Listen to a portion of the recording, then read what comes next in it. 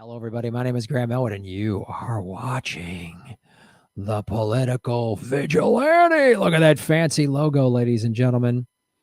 So some of the other shows have talked about this, but this just shows how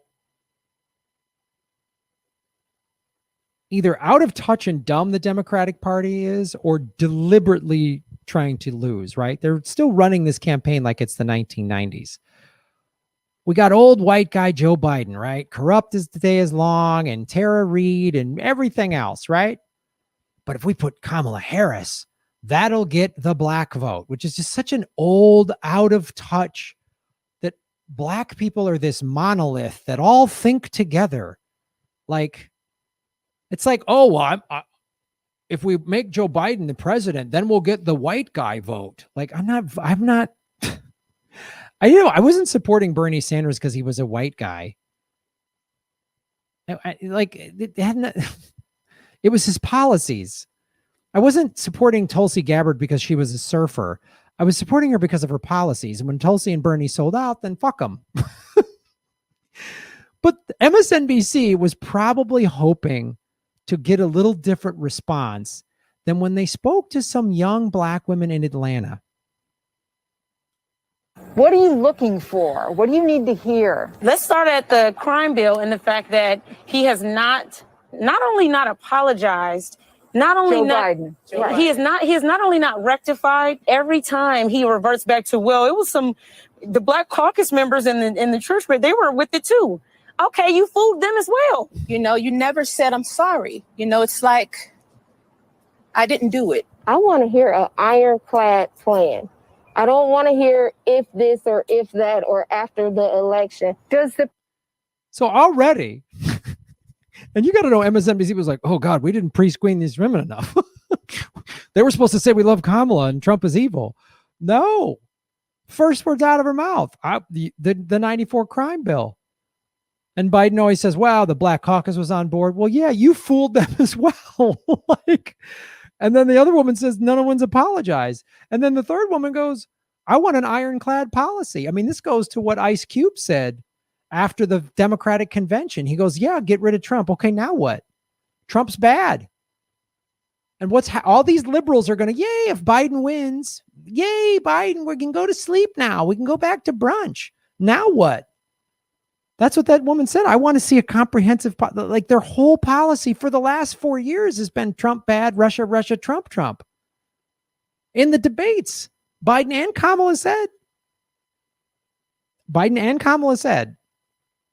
we're not going to ban fracking, no Medicare for all. Americans need Medicare for all right now. We need student debt forgiveness. They argue about Roe v. Wade. They argue about these handful of issues. The handful of issues that the two parties are slightly different on.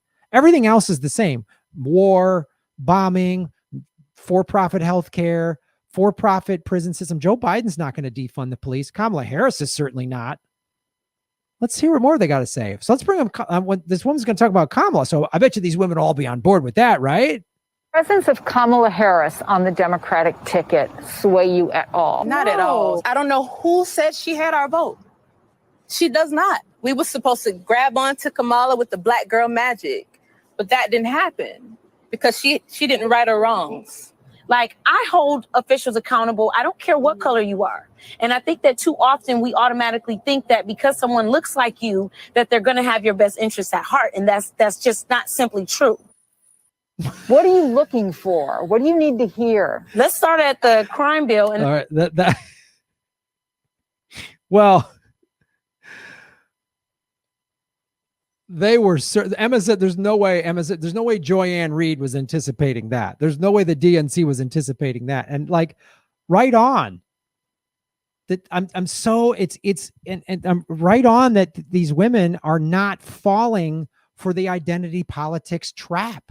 They want policy. Just because somebody looks like you, they're going to have your best interest at heart. Because here's what Kamala Harris thinks about prison reform. Okay, so I say with all love and warmth that part of the concern also for people who are progressive thinking and liberal minded, or just progressive thinking in terms of just fix it, is that we all have these posters in our closet that is attached to a stick that we sometimes will card out when we're talking about criminal justice policy and those statistics that you first heard when we opened it up, incarceration. And we run around with these signs, build more schools, less jails. Build more schools, less jails. And we walk around everywhere, build more schools, we protest, build more schools, less jails. Put money into education, not prisons. There's a fundamental problem with that approach, in my opinion. And it's this. I agree with that conceptually, but you have not addressed the reason I have 3 padlocks on my front door. Yes, we have. If there were more schools, then there would be less crime. And that is what these women were talking about on MSNBC.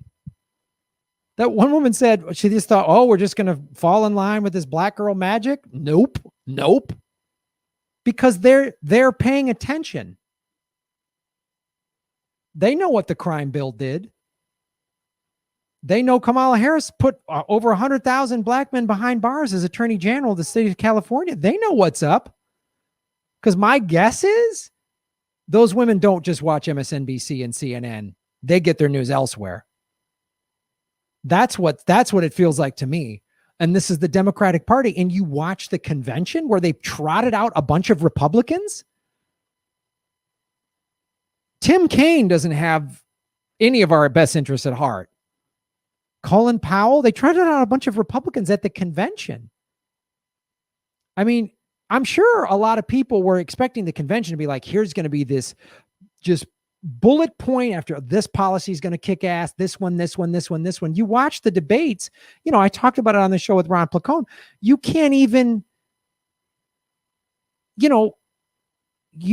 argue with some of the crap Trump was saying about Biden because Biden's like, oh, I'm not in favor of a Green New Deal. We need a Green New Deal. We need prison reform. There it is. MSNBC never saw that coming. And it shows you how bad the Democratic Party is. And they think they can just keep riding this identity politics, and it's not working. It's not working.